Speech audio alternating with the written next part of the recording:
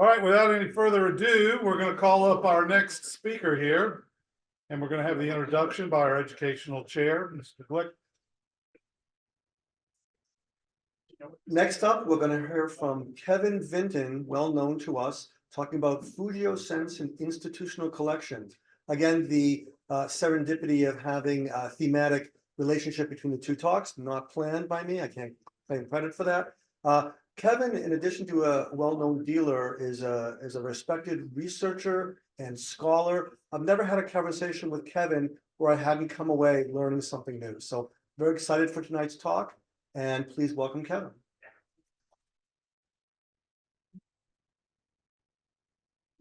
All right. Your PowerPoint's already on that computer. I'm going to see if I can fit two here. Okay. Is that By all okay? means, I thought you were All going to right. unplug it. You're good. I've got my text right here.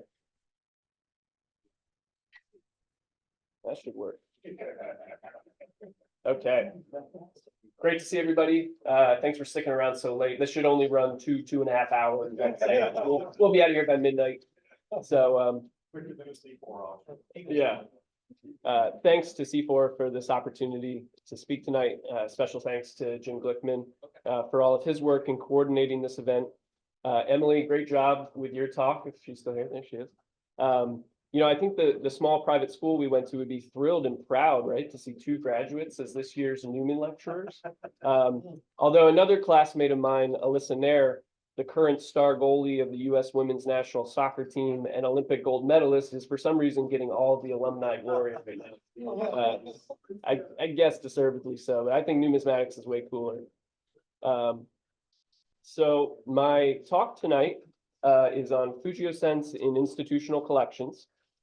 When I got the invitation to speak earlier this year, the topic of Fugios was suggested, and my mind immediately went to some significant specimens that I had heard existed in various museum collections, but that seemed to not be well known in numismatic circles.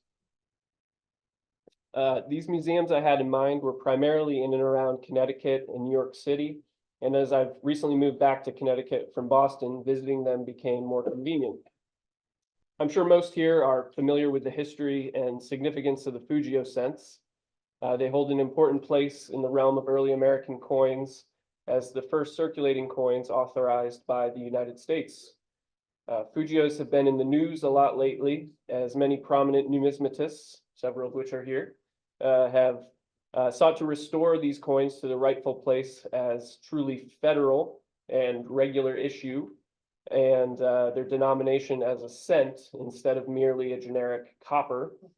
Now the overwhelming consensus among collectors, dealers, auction houses, grading services is that Fugio coins should indeed be considered the first United States cents. They were struck by contract with James Jarvis and produced in New Haven, Connecticut. Though all are dated 1787, they were most likely actually struck in early to mid 1788.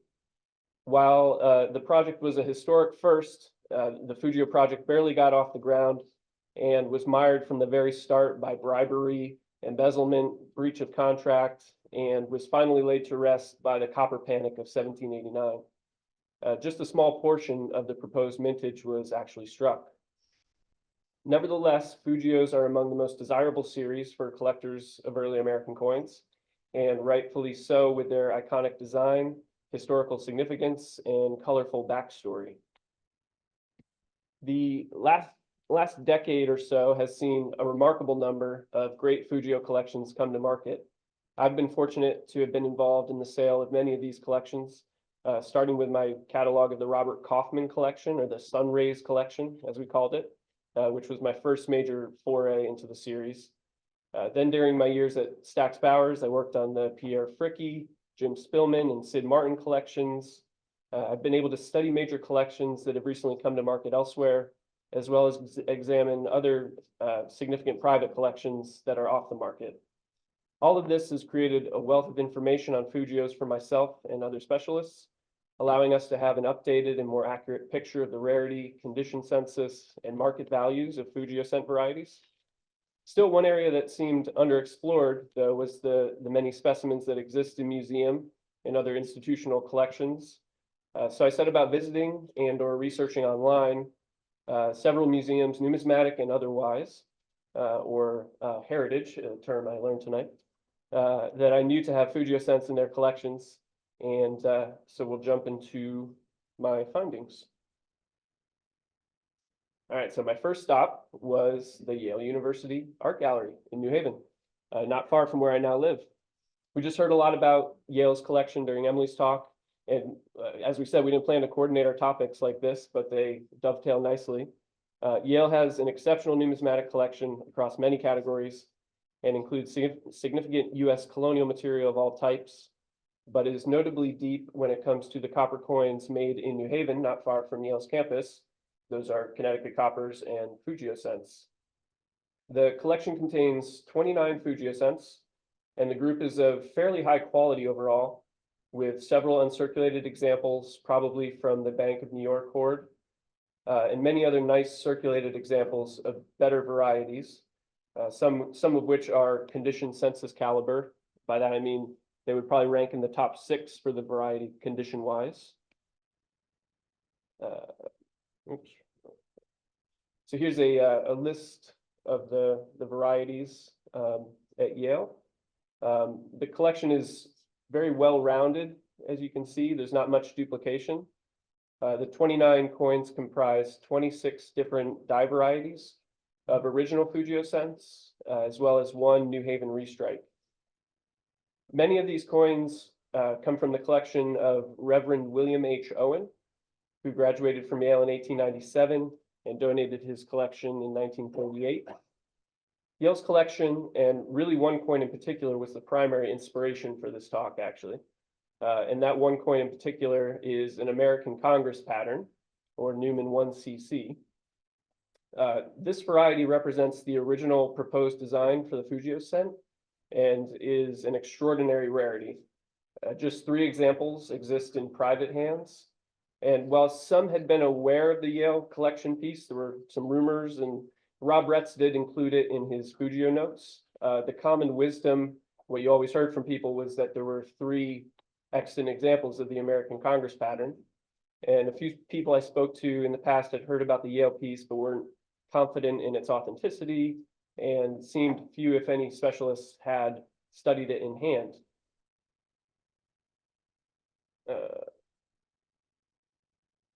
So after carefully examining it, I can report it is absolutely a genuine original example and the 4th known. So here are the 4 known American Congress Fugios. There's 2 very high-grade pieces with old provenances: the Crosby plate, Parmalee coin, Parsons Bushnell Garrett. Then another pretty sharp piece, but with some edge damage. Hardly any wear though.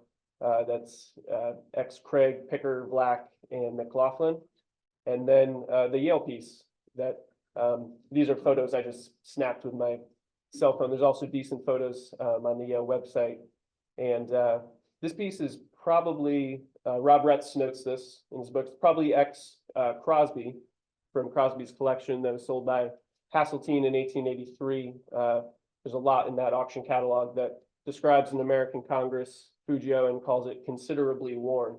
So it's probably, in all likelihood, the same piece, although it wasn't plated or anything in that catalog. Its well-worn condition is interesting, much lower grade than the other 3, and it seems to have seen real circulation, unlike the rest. The fact that the other 3 are little, if at all, worn is not surprising, as these were struck as patterns or presentation pieces for the Board of Treasury to consider and approve, and were probably kept and cherished by those recipients as mementos of this historic coinage. The numismatic and historical significance of the American Congress patterns is hard to overstate. They are, in fact, the first iteration of the first United States coinage. It seems, however, they don't quite get the respect and fanfare they deserve relative to other elite early American rarities. I suspect this is in part due to there not having been any major auction appearances of one in well over 40 years, and so they have lacked the publicity given other coins. They are certainly highly coveted and valued among specialists for sure, but I think they deserve more celebrity among the coin hobby generally. I consider each one of these, and even the lower grade piece at Yale, to be nothing short of national treasures. So if we go back to this slide, this shows some of the more significant pieces in the Yale collection, in my opinion. There's a very nice example of Newman 17WW in the top middle there. That's a rare die variety with only about 20 examples known, probably fewer than 20. This one is probably among the best 5 or 6. Some very high-end uncirculated examples of the usual Bank of New York Ford coins are shown there. There's very lustrous examples of Newman 8B and Newman 13X with some mint red. And there's a pretty remarkable Newman 11B in the middle there. One of the scarcer hoard varieties. And this one's incredibly well struck from a super early die state without any of the clash marks that you normally see on this variety. I've always thought that 11B in particular is one of the most attractive and kind of prototypical looking Fugio varieties. And that piece is especially impressive in the early die state that it is. Lastly, Yale is in possession of one of the obverse dies for the so-called New Haven restrike Fugios. This is the Newman 107 die. Interestingly, there are no known coins struck from this die, and it certainly appears unused. Emily, I think it would be pretty cool if Yale got a coining press maybe and made some New Haven restrike 2.0s with it. Yeah, all right. Just an idea. There are 5 New Haven restrike dies in existence. This one, the Newman Obverse 106 die, which is in the Mattituck Museum in Waterbury, Connecticut. And then 3 dies, 1 obverse and 2 reverse at the American Numismatic Society, which I will discuss later. And note all of, as Emily talked about a little bit, all the coins are raw and stored in these pillbox style cardboard containers. And, you know, it's a great old time look to see them all like that. And it does make for easy and thorough study of the coins as well. And I can say the surfaces of the coins seem to be holding up pretty well. The next museum I visited was the Museum of Connecticut History at the Connecticut State Library in Hartford. This museum is very well known for its numismatic collection, the core of which is the Joseph C. Mitchelson collection that was donated to the state of Connecticut in 1911. The Mitchelson collection is vast and impressive. It includes over 10,000 pieces, primarily American, including many great rarities such as an ultra-high relief St. Gaudens double eagle, a high-grade 1794 dollar, multiple high-grade 1796 half dollars, an 1815 $5 gold piece, several Higley coppers, of course, and on and on. If you're ever in Hartford, I highly recommend stopping into the State Library and seeing the incredible coins on display there. As for the Fugio cents, they have a pretty substantial group of 32 pieces that includes 15 different original varieties and 3 different compositions of the New Haven restrike. It seems a majority of these came from the Mitchelson collection, while a few are from various donors.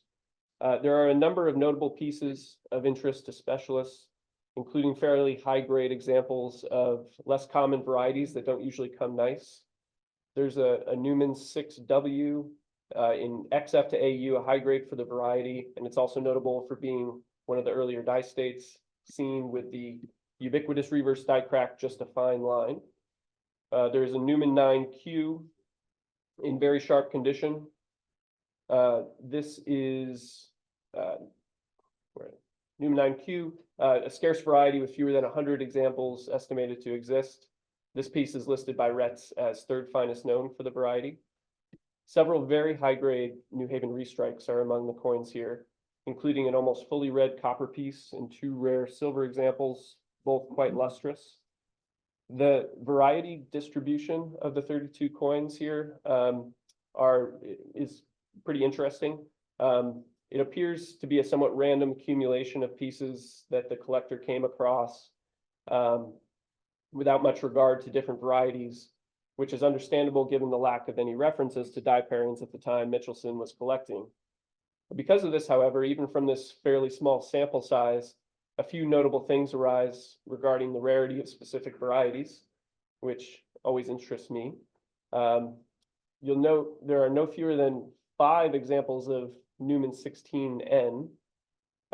This is a variety that's been called R4, even R4 plus in recent decades. More recently, R3 seems to be the commonly used rating for it. But in my experience, it's much more common than that, and is probably one of, if not the most frequently encountered Fugios outside of a few Bank of New York hoard varieties. I consider it an R2 with an estimated 800 total survivors. Multiple examples are present of Newman 12U, 15H, and 20X. Again, all varieties whose rarity has been, I think, overstated in the past. The amount of New Haven restrikes in the collection is notable, as well as the fact that they are all very fresh, high-grade coins. Mitchelson, collecting during the second half of the 19th century and living in Connecticut, perhaps came across a small cache of these not long after they were struck. Here are some images of the Fugios that I took there. All of the coins at the Connecticut State Library are in, or at least the ones I saw are in 2x2 holders, which is not ideal for study and photography. And none of these are photographed online. I recognize the handwriting on some of the holders, noting variety attributions, and it was Jim Spillman's, longtime editor of the Colonial newsletter, avid colonial collector and researcher whose favorite series was Fugios. He evidently paid the museum a visit at some point. There were 2 pieces on display in the main part of the museum. Very nice high-grade Newman 16N on top that represents the obverse, and a Newman 13X on the bottom showing the reverse. Okay. Next collection that I visited was that of the American Numismatic Society in New York. The ANS is well known for its expansive holdings and has a great website with access to photos of much of the collection. So I wasn't expecting too many surprises there, but still it's one of the more significant institutional collections of Fugio cents, and I definitely wanted to study what they had.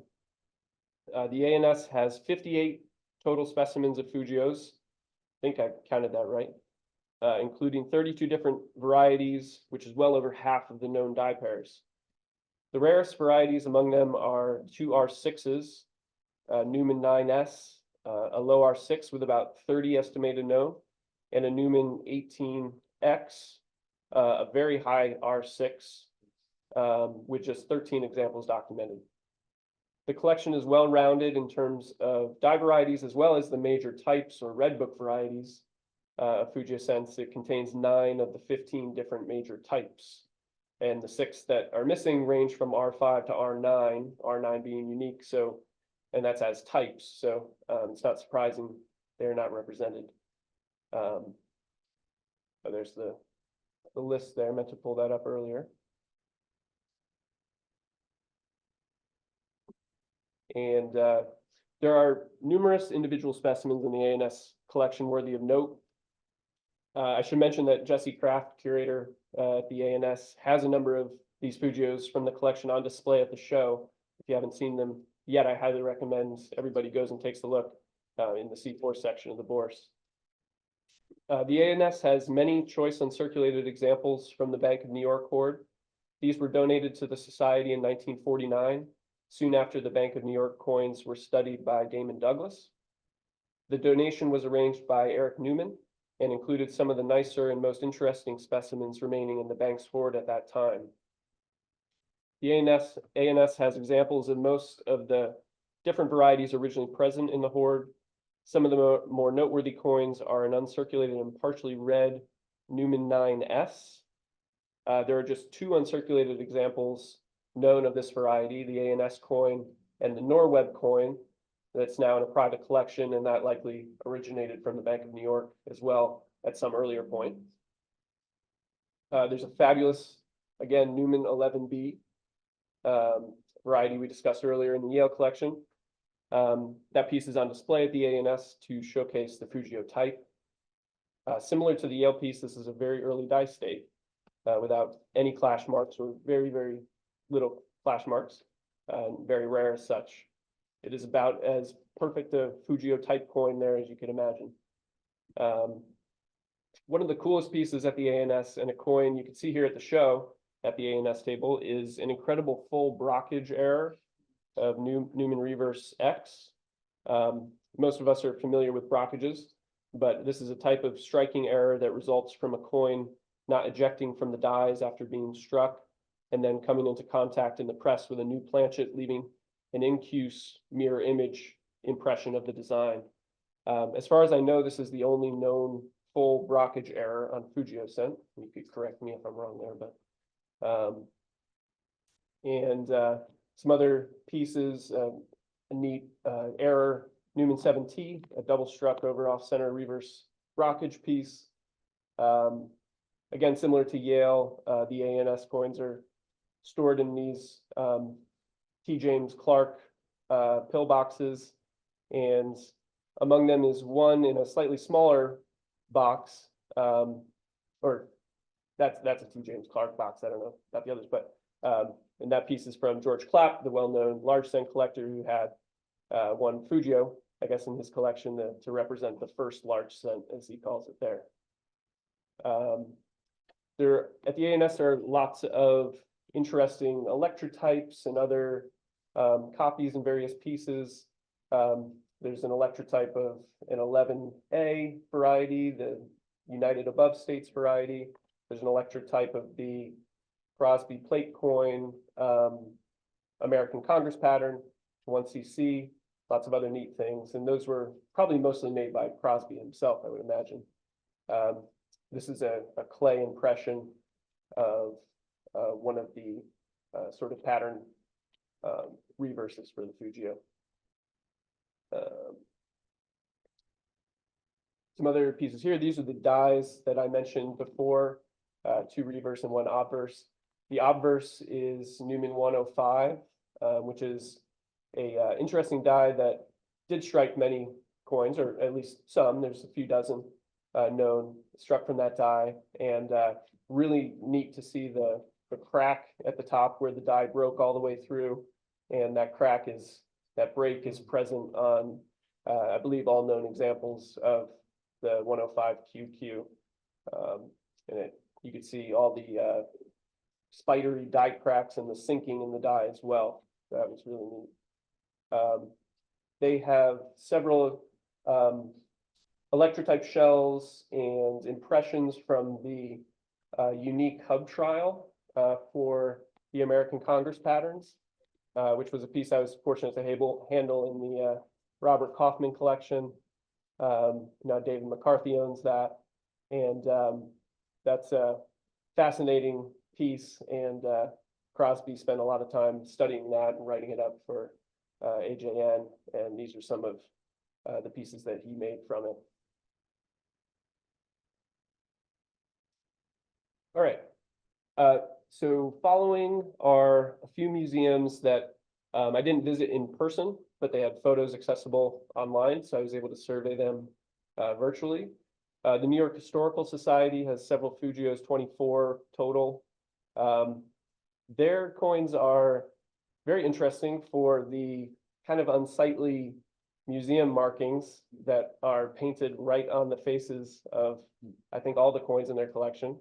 Very old school museum markings there. But they have some pretty nice pieces. The Newman 9P is from the Bank of New York, and it's in that piece is actually in a special frame that the Bank of New York gave out when they would present pieces to customers, and that's uncirculated or close. There's a double struck Newman 12X, and lots of other better varieties, and a few that were not photoed are listed as unknown.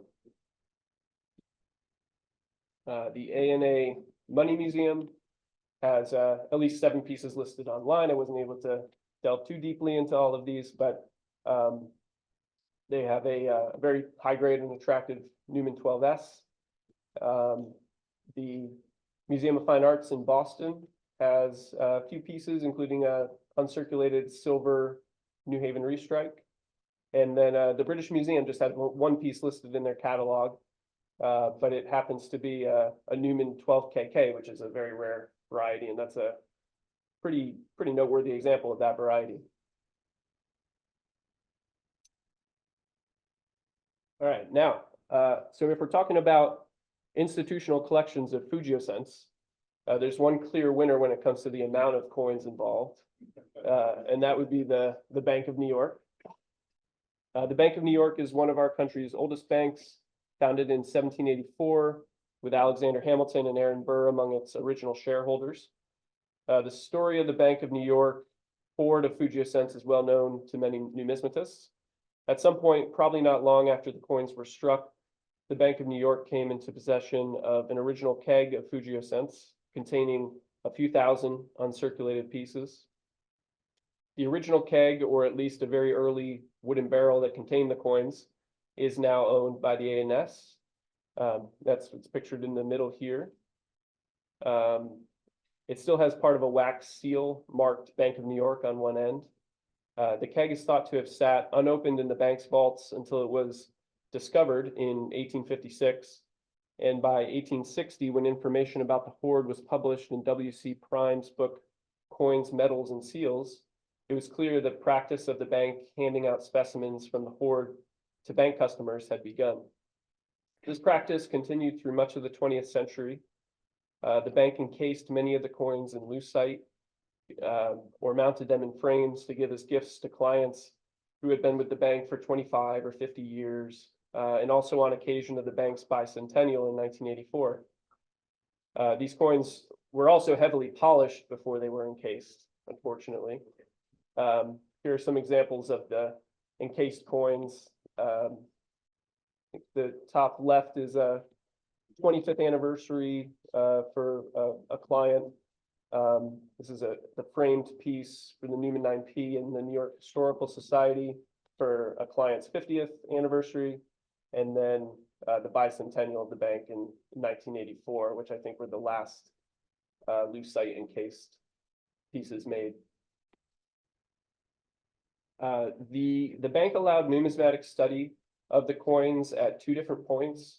In 1948, when Damon G. Douglas examined the coins on behalf of the ANS and reported 1,641 remaining pieces at that point. And then again in 1988, Tony Terranova examined and appraised the coins left in the hoard.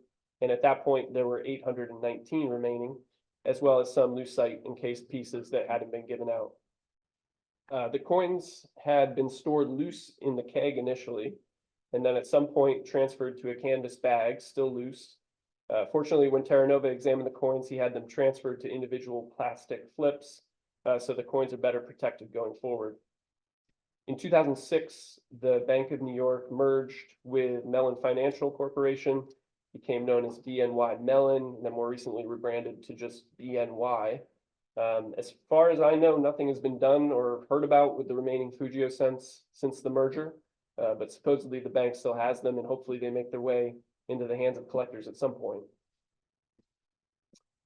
So in conclusion, there are certainly a number of great Fugio cents in museum and other institutional collections that are worthy of study.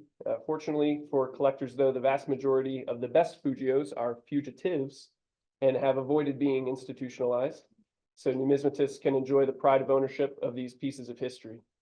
Still, I would really encourage everyone to take advantage of the great service that museums offer in making their collections available to the public. There's much to be learned there in your areas of interest, and it gives you a wealth of additional data and knowledge that goes beyond what can be learned on the bourse floor or in auction catalogs. And I found in all my visits that the curators and museum staff are enthusiastic and eager to share their material with those interested. I'd like to say thank you to those curators, Emily Pierce and Ellen Rouleau at Yale, and Dr. Jesse Kraft at the ANS, and Beth Burgess at the Museum of Connecticut History. And also thanks to Tony Terranova and Brian Greer, who helped with the content of the talk. And that's all I've got. Thank you.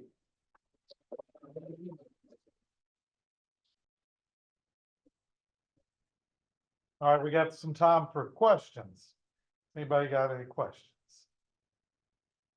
come Are on. any of the original dies, not the restrikes, but the original dies, still in existence? Not to my knowledge, I'm not aware of any in existence, yeah. So in view of our understanding of these as our first federal cents, I was wondering about the National Numismatic Collection at the Smithsonian and whether they have any. Yeah, I didn't get a chance to delve into their collection at all. I'm sure they have at least a few. Nothing's imaged online, and that just wasn't on my list of museums to hit. So yeah, there's certainly many more that could be looked into, but I'm not sure off the top of my head. Back in the back, David, I didn't hear the first part of that question. What did you? he was asking about the Smithsonian. Oh, I know that 15 years ago, when I took my kids to the Smithsonian, they had a Fugio in the space, part of it. One of them shown, and, there was one other one, I can't remember where it was, but it's kind of haphazard the way it seemed. interesting. All right, well, let's give him a round of applause. Very good. And finally, I just want to present this plaque to Kevin and thank him very much for that wonderful, wonderful talk. We're really indebted to both Kevin and Emily for their wonderful talks. Thank you.